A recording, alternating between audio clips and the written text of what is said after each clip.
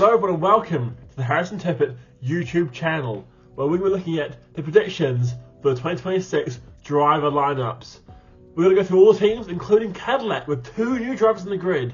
I've gone with 2 drivers that haven't been in F1 before at all, so wait and find out about that one. But first off, let's jump right into the Red Bull team.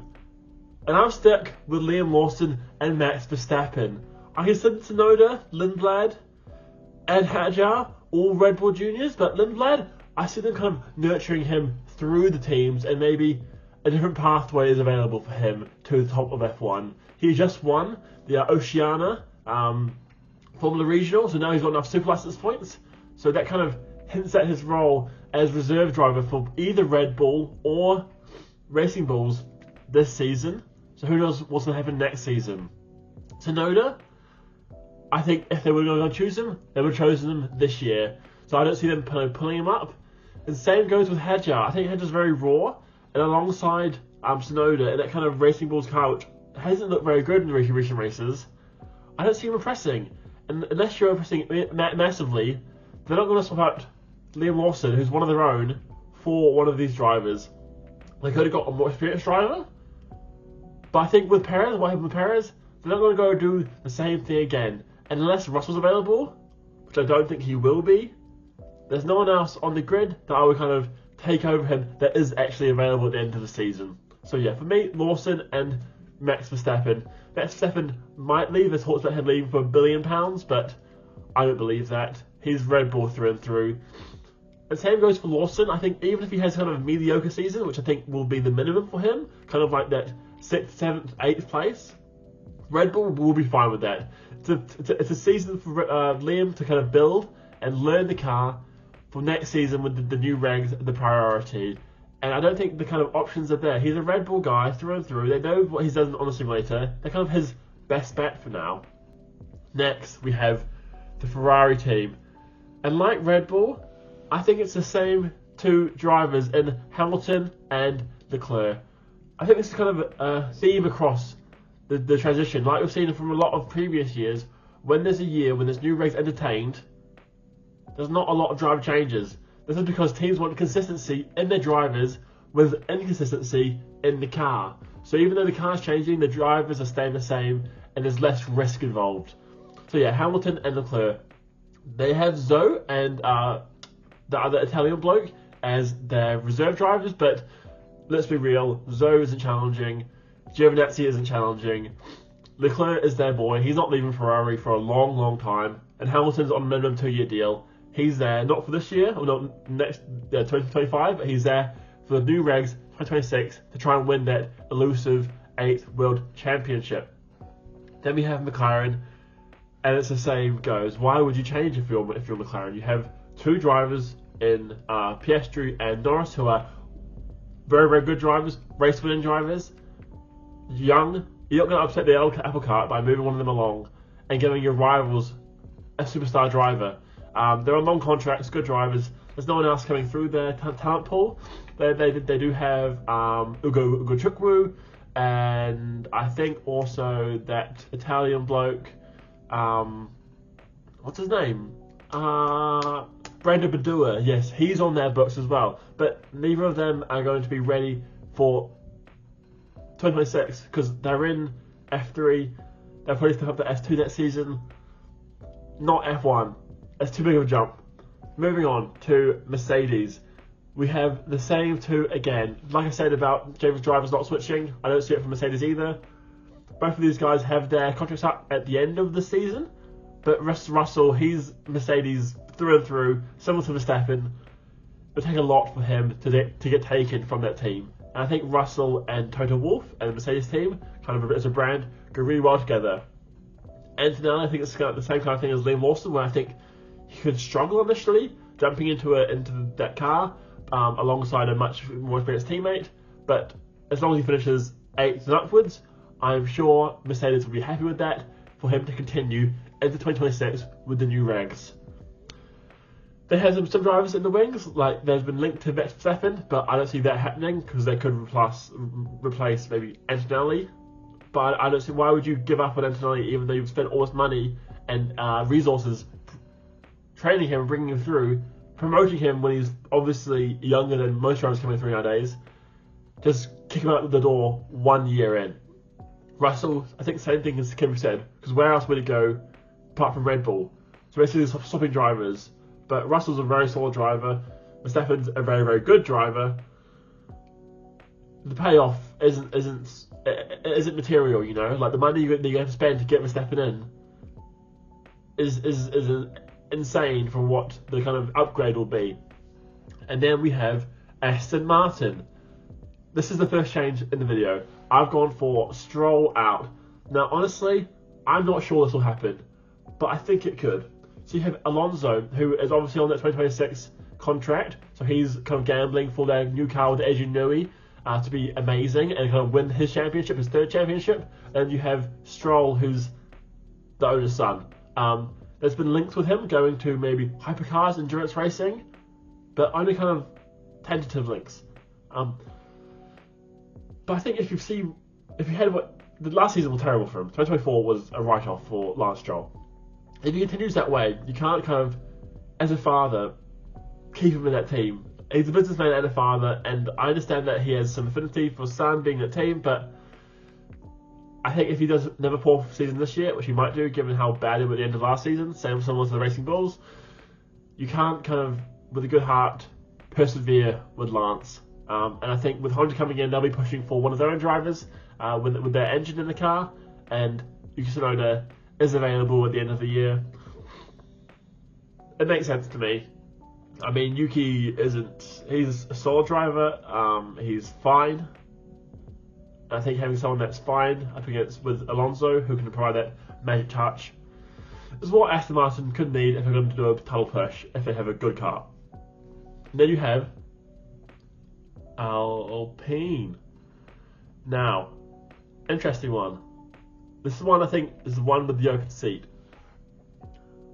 I feel for Doohan. Doohan's a very good driver, a very good young driver, but I feel like he's just lacked that kind of marketing that a lot of these new young drivers have had. So Doohan has obviously had a year off. I think he came 3rd place or 4th place a few years ago in F2.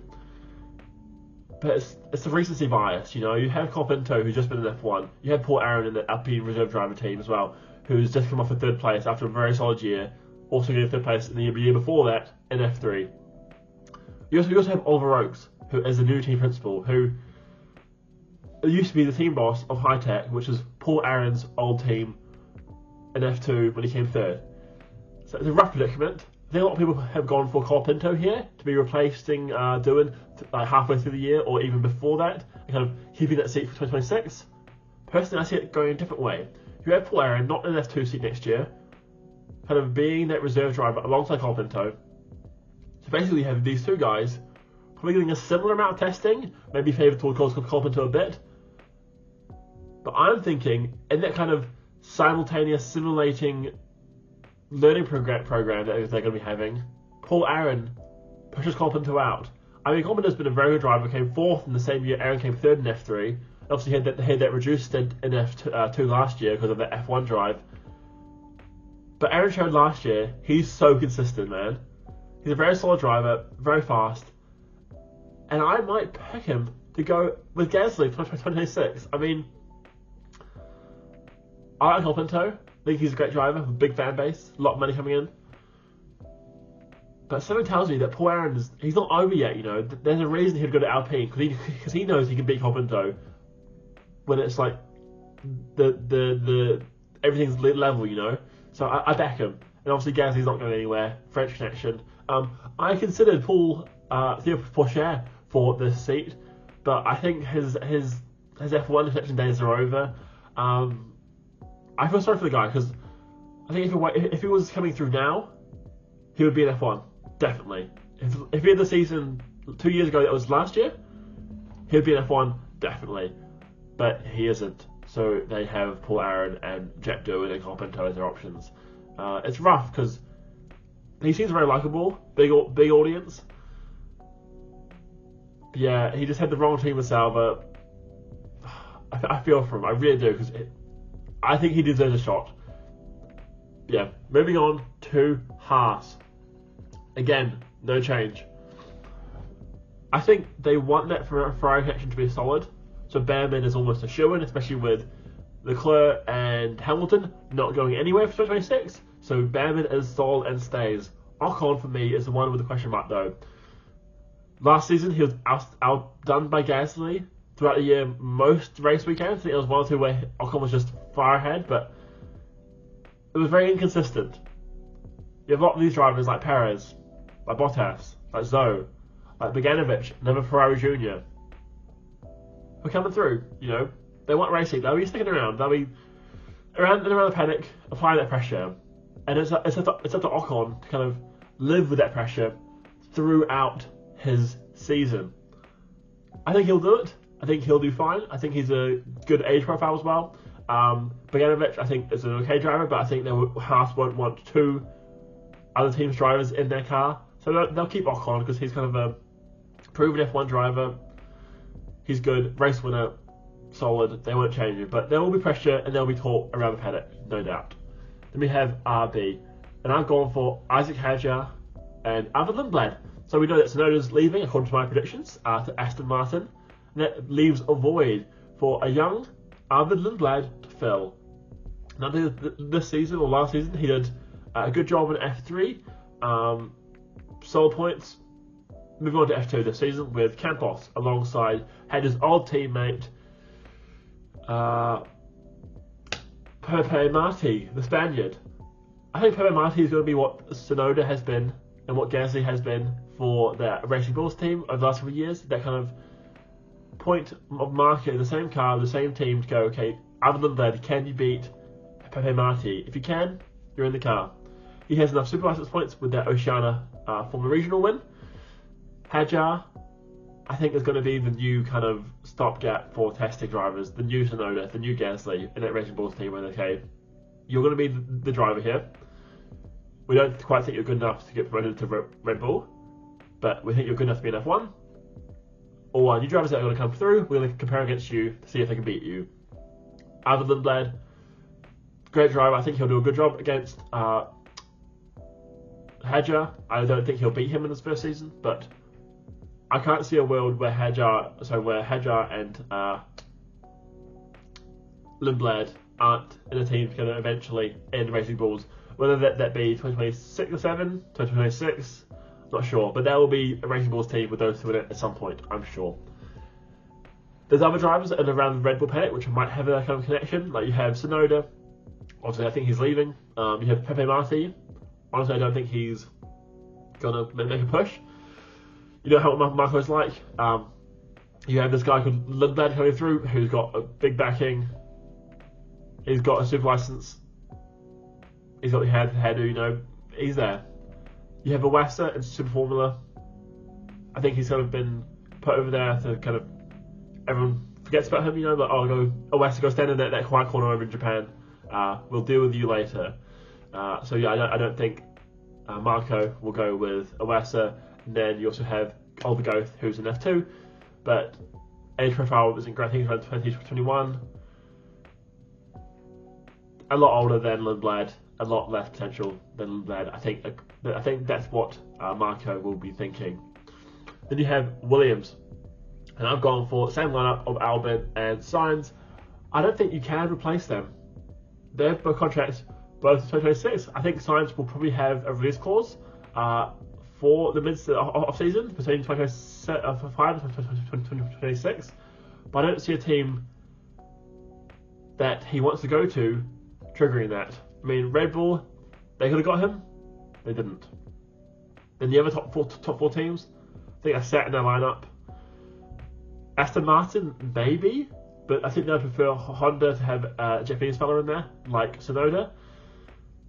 Audi or Cadillac, they could try and tempt Sainz, but I think Sainz would see that as a downgrade. I mean, Audi has been terrible last season, so who's to say that will change this season? And then Audi are a new team, so Cadillac are a new team. That would be a huge risk for Sainz to transfer to them. I don't see him doing that. So yeah, I think it's going to be Albon and Sainz. You do have Browning in the Williams Academy, but as I mentioned before, with Oliver Goeth. I think age profile is not great for Brown. I think he's 22 this year. So as a driver coming through, he will be like the 4th or 5th oldest or youngest on the grid. So not even young. And Williams, they have 2 of the best drivers that aren't in the top 4 teams on the grid.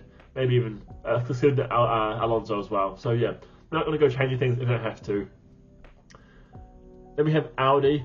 I think they're going to keep their 2 drivers, Bortoleto and Hulkenberg, both on 2-year deals. I don't see them getting cut. Hulkenberg, similar to Sainz and Albon, a great driver for this caliber of team. And Bortoleto, in the same pedigree as George Russell and Oscar Piastri, back-to-back winners of F2 and F3. So getting him for Audi is a steal, especially with his Brazilian brand in his market. Yeah, they've done great there getting him in that car. I think Haas could have done a treat and got him instead with a much kind of better car, but obviously they want to kind of embroider in that Ferrari relationship, so keeping Bamman in there is sensible. But yeah, Bortoleto is a great driver, and Audi has done a steal getting him. They do have Mick Schumacher, I think, could make a push, being of German descent. But you have Hulkenberg, who is German as well, with that German brand coming in. So you have one German, it's fine. The next brand coming in, making a new appearance, is Cadillac. And unlike Audi going for only one German driver, I think Cadillac are going to go for 2 American drivers, being Crawford and Colton Herta. I know they said they want one experienced driver and one American driver, one young American driver. Those have been their parameters for their search so far to what the media is aware of. Now, Crawford and Colton Herta, I think, will both be vying for that seat. Colton Herta, obviously, IndyCar sensation. I think he came second last year in IndyCar with the Cadillac team. Andretti Cadillac, saying. But as of right now, he doesn't have enough super license points. Neither does Crawford. However, Colton Herta, I think, just needs to get a 7th or 8th place in IndyCar this year to be able to qualify one for one. I think he's on 37 or so super license points, and I'm sure with the new team coming in, if they wanted them, they'd be able to get an exception for that. Crawford, I think, has around 20 to 30 super license points, but I see him doing very, very well in F2 this year. There's a whole lot of new drivers in F2. A lot of the good ones are leaving to F1 or elsewhere.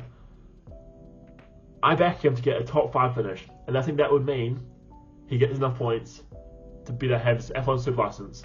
And he's just been announced as an Andretti IndyCar reserve driver and testing driver. So he's got a lot of their development program. So obviously Andretti and Cadillac see some kind of future for him in their stable. He is an Aston Martin junior. Look at Aston Martin. They have Lance Stroll, Alonso, Tsunoda linked. He's not going to fit in there, whatever the picture may look like next year. But he does fit in at Cadillac. The reason I haven't gone for an older driver is because look at your options. You have Perez, Bottas, Ricciardo, Zhou. Bottas, Perez, Ricciardo. All very similar drivers, have been at top teams, have looked terrible in their last kind of period they were in. Bottas, I know the car doesn't help, but he wasn't any faster than Zhou last year, which is never a good sign with that kind of pedigree that everyone puts upon Zhou. So I don't see them, their options aren't great. It's not like they have a Carl Sainz that is ready to go for their team. Experienced driver that is a good age profile still, and also has no question marks over his consistency and his future at his age. Zhou, I think, is a bit too. It's a question mark, with his Audi Sauber stint. You don't really know how that's gone. You don't want to put him in a team if you want an experienced driver. It's a weird shout. And then another one that I've thought about is Logan Sargent and Ericsson. Ericsson, F1 driver in the past, just middle team driver, similar to Hulkenberg, and then has moved to IndyCar. Maybe for 1 year, Ericsson is not a bad shout. I can definitely see that happening, and I wouldn't mind that happening. Also, Sargent has, I think, similar to Zhou, apart from the bonus that he's American. Sargent was terrible at Williams, but the Williams car wasn't great. Sargent proved that through F2 and F3 that he's a very good driver, similar to what Crawford is. Crawford's a little bit young. I think he's 19, so he still has his age on the side. But personally, I would love to see Crawford and Herta in a car together. Two Americans, go full out American, just go like yeehaw and come in. You don't want any other new drivers, and just stand at the back of the grid, happy and proud with your American heritage. So yeah, those are my predictions for the 2024 drive lineups. Let me know what you think down in the comments below. Tell me if I'm wrong, if I'm right. Maybe some others I haven't mentioned that you would think would be able to win a seat next year. Copinto, I know, isn't in here, so maybe holler at me down in the comments if you think that is a terrible shout. Personally, I think he might be a one-season wonder. Maybe 2027 will be his year. But those are my lineups. That's all I got to say. Goodbye. Peace.